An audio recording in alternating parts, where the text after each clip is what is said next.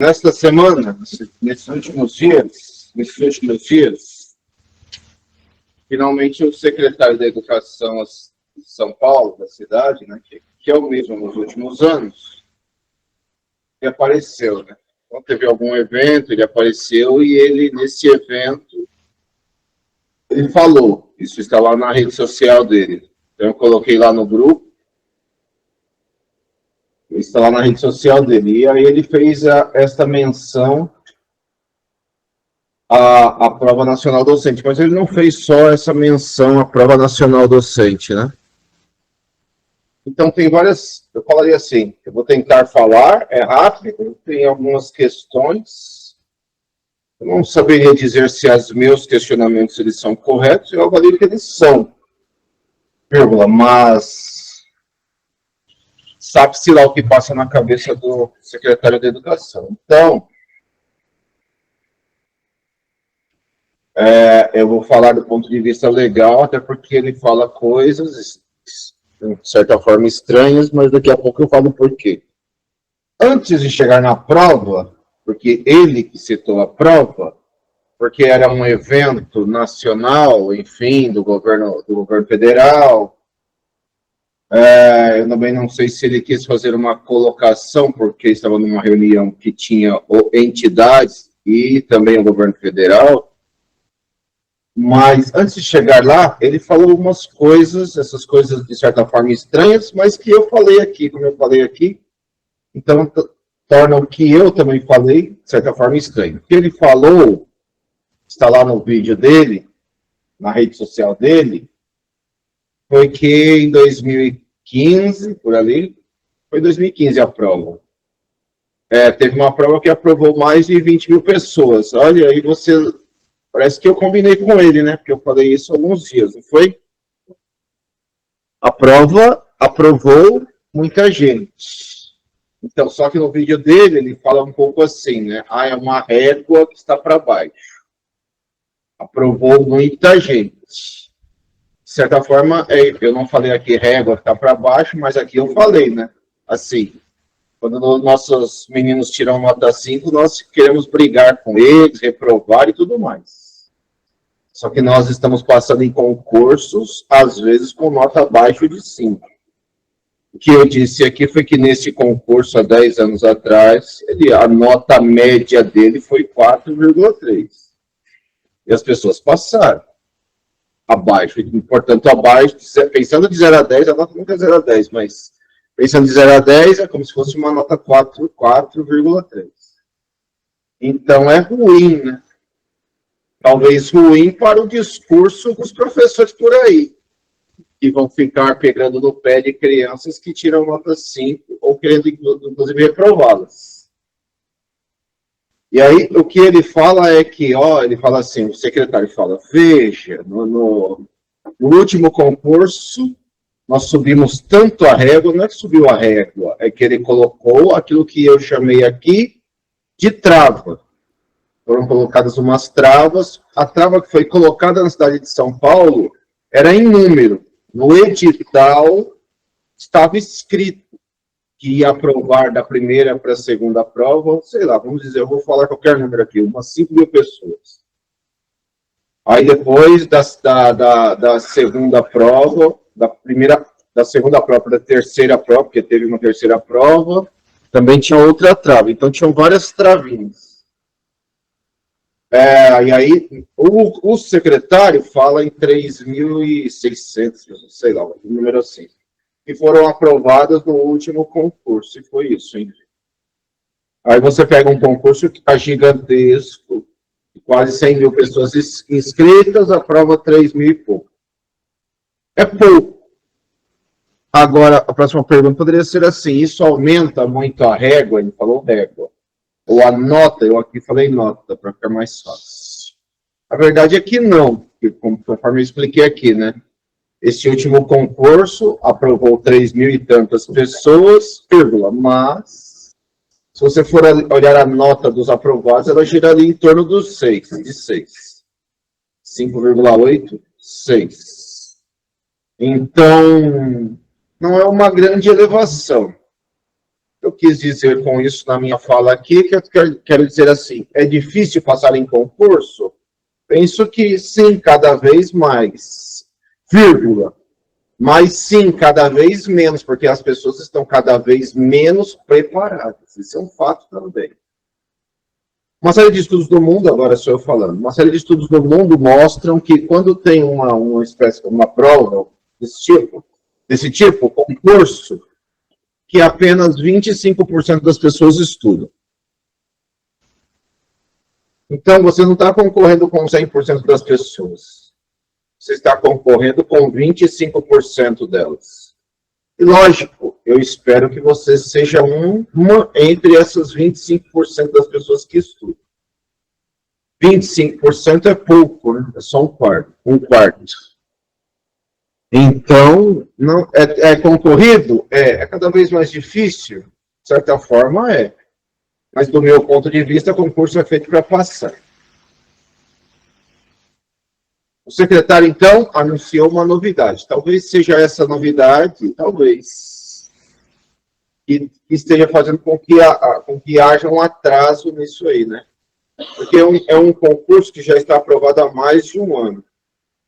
Geralmente, em um ano, no máximo em um ano, entre a abertura do processo, já teria mais de um ano, entre a abertura do processo, geralmente em um pouco menos de um ano, ou um ano, entre a abertura do processo a abertura do edital. Mas esse aqui já está com o processo aberto há mais de um ano. Talvez por isso que ele falou ontem, porque foi a primeira vez que ele ou alguém da prefeitura falou isso. No começo desse ano, nós tivemos o governo federal do presidente. O governo federal lançando, digamos assim, uma série de programas, né? Talvez como um guarda-chuva de diversos programas da educação, um que chama Mais Professores. Esse se chama Mais Professores. Que vai, então, olhar várias questões, vários pontos, formação de professores, mas dentre esses pontos, nós olharemos aqui na apresentação, a prova nacional docente. Isso foi em fevereiro, né? No começo de fevereiro, foi lançado um programa, uma espécie de programa guarda-chuva, com vários itens debaixo deste guarda-chuva. Entre estes itens, a prova nacional docente. A prova nacional docente, então, ela pode ou não, aí está o problema, pode ou não, é que o secretário falou que do jeito que ele falou, parece que ele, secretário da Educação, Prefeitura de São Paulo, vai aderir. Mas ele não deixou claro também que vai aderir. O que ele falou é que poderia, e ele falou no condicional, poderia, a prova nacional docente poderia, condicional, poderia ser uma etapa dos concursos da Prefeitura de São Paulo. E ele deu exemplos. Qual exemplo ele deu? Ele deu, de repente, poderia ser uma etapa, a prova nacional docente, e depois a prefeitura faz prova prática, porque ele acabou elogiando a prova prática. O último concurso foi PEI, né? O concurso de PEI não teve prova prática. Então, ele errou no que ele falou. O último concurso de PEIF, o que está previsto para acontecer é PEIF, teve sim prova prática, mas esse foi o penúltimo concurso. Mas ele deu a entender que ele falou, pode aderir e terá prova prática. Então, prova prática depois, né? Prova prática depois. Sai tudo no edital, saem as explicações todas, mas prova prática geralmente é depois, né? O governo do estado de São Paulo fez uma prova prática antes, mas isso a gente só vai saber quando sair o edital. A Prefeitura de São Paulo fez depois, vamos ver quando sair o edital. Mas ele já deixou claro que terá prova prática. Acho que é isso, em linhas gerais é isso. Não sei se alguém quer perguntar alguma coisa. Pergunta mais simples poderia ser assim: isso conecta a esta prova que nós estamos esperando a isso aqui? A resposta é do jeito que ele falou, nem ele sabe, nem ninguém sabe. Você poderia perguntar então, mas existe possibilidade? Sim. Entretanto, a prefeitura hoje ela tem mais de 5.000 cargos vagos de professor. E a prefeitura ela tem um problema, porque na lei orgânica da prefeitura, na lei do município, na constituição do município, tem um item, foi colocado lá atrás pela Luísa Erundina, como prefeita, e faz com que a cidade de São Paulo não trabalhe tanto quanto o Estado com professores contratados. No governo do Estado de São Paulo, professores contratados são a maioria. Por isso que tem várias categorias. Tem categoria O, tem várias letras. A minoria dos professores do governo do Estado de São Paulo, a minoria, não chega a 35% são concursados. Os outros 65% são todos de alguma categoria de contratado. É grave isso. No governo do Estado de São Paulo, isso é uma política de mais de 20 e tantos anos. Onde os contratados é um grupo muito maior do que o grupo de efetivos. Por quê? Por que o governo do Estado faz isso? Nosso atual vice-presidente também fez, quando governador. Por que se faz isso? Porque você mantém um controle melhor de professores, porque os professores vivem sob a ameaça de serem demitidos a qualquer momento. Desculpa, eu estou falando. Eu preciso que alguém me diga se está entendendo. O grupo do Estado de professores, olhando os 200.000 professores que o Estado tem, 65% são contratados. Então, eles não sabem o que vai acontecer com eles nem daqui a um mês, nem daqui a um ano. No ano que vem, eles também vão ter emprego. E aí, para não criar vínculo, o governo do Estado, usando a lei, cria de tempos em tempos o que eles chamam de quarentenas, ou seja, você tem que ficar fora do Estado, ou sem vínculo com o Estado para não criar vínculo. Porque se criar vínculo, você mesmo entra na justiça e vai conseguir um cargo. Então, eles criam quarentenas para você não criar vínculo. A Prefeitura de São Paulo, nos últimos anos, nos últimos 10 anos, tem trabalhado, infelizmente, eu só posso dizer infelizmente, com força na figura do contratado. Por quê? Porque, primeiro, a Prefeitura tem feito poucos concursos. Então, quando faz concurso, agora, nos últimos anos, 10 anos, tem chamado, digamos assim, pouco.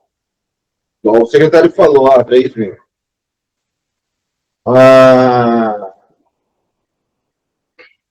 Então, acaba não suprindo o volume de necessidade da Prefeitura. Porque qual a lei que a Erundina deixou, que eu ainda não falei, é assim: na Prefeitura de São Paulo não pode ter mais de 5%, 5% só, de professores contratados. Quando tem mais do que 5% da rede, a rede da Prefeitura de São Paulo, são 65.000 professores.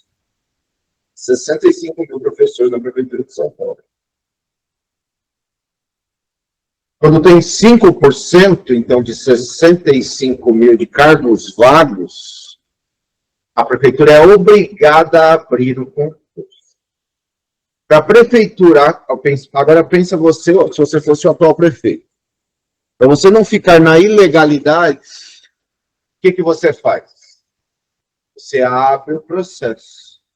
Então, há um ano e tanto atrás, um ano e 3 meses, mais ou menos, atrás, o prefeito viu que ia ter problema.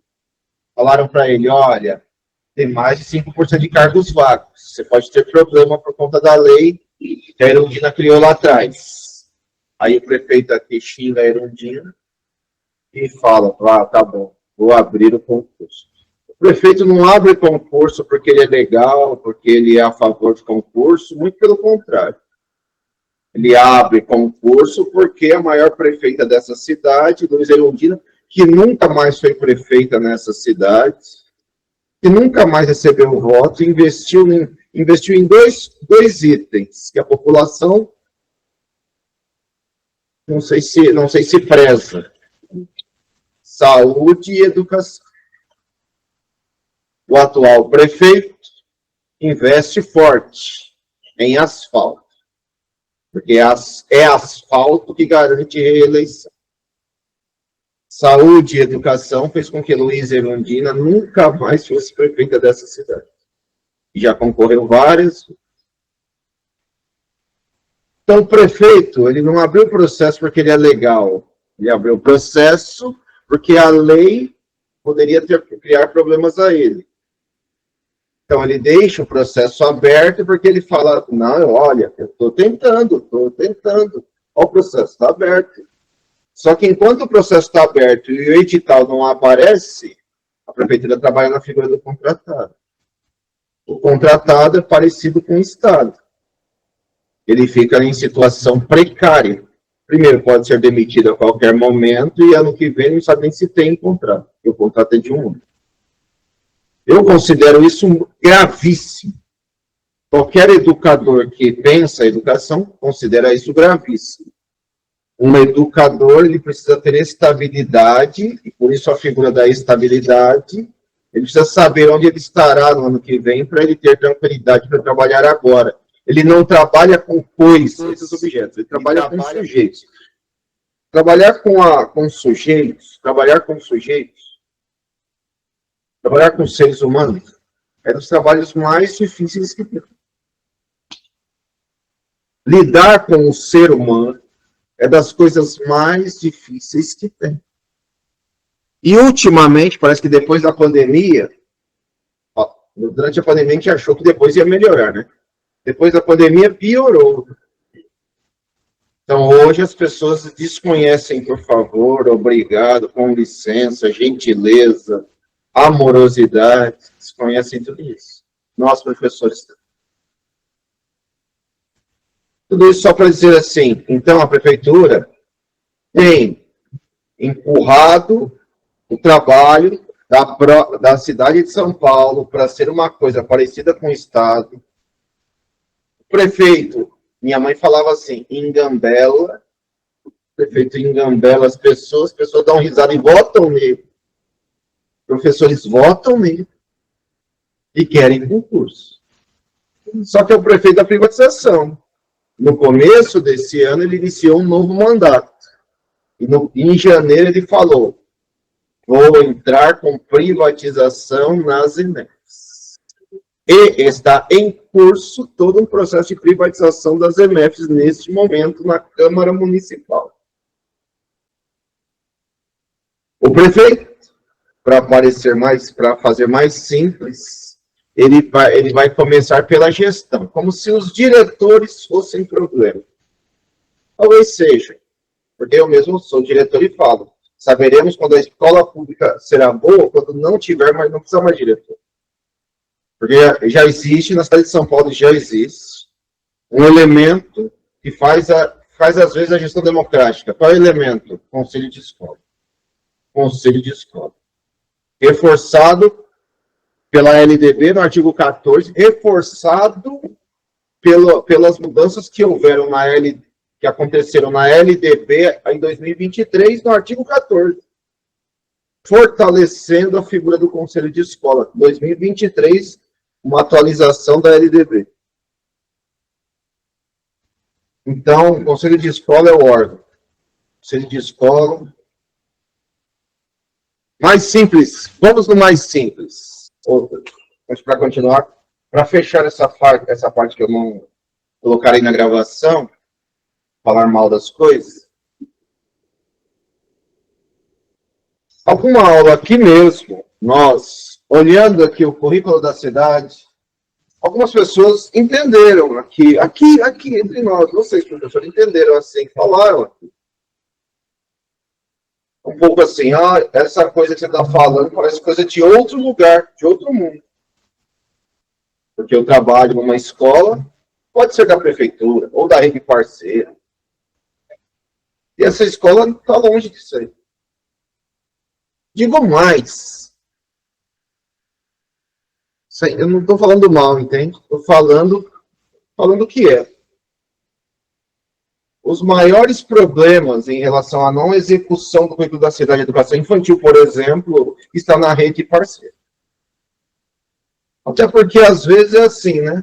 Você tem escola aí, que ela é toda escola da rede parceira, ela é toda dentro do prédio. Ela é toda prediada, toda cheia de paredes.